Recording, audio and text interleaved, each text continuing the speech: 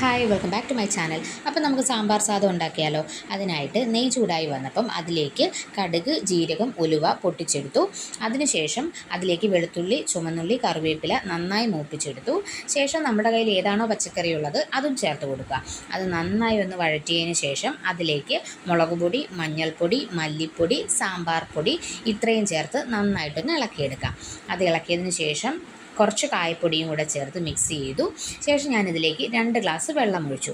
ഇതിലേക്ക് നമ്മൾ അരിയും പരിപ്പും കൂടെ ചേർത്ത് കൊടുക്കുന്നുണ്ട്. അരിയും പരിപ്പും കൂടെ 1 ഗ്ലാസ് ഉള്ളത് കൊണ്ടാണ് ഞാൻ 2 ഗ്ലാസ് വെള്ളം എടുത്തത്.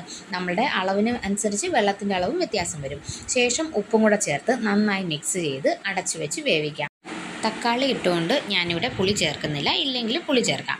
മീഡിയം ഫ്ലെയിമിൽ 3 വിസിൽ എയർ പോയതിന് ശേഷം തുറന്ന് നോക്കുമ്പോൾ സാമ്പാർ സാദം റെഡി. ഈസി റെസിപ്പിയാണ്, അതുപോലെ തന്നെ അടിപൊളി ടേസ്റ്റുമാണ്. അപ്പോൾ അത്രയേ ഉള്ളൂ. താങ്ക്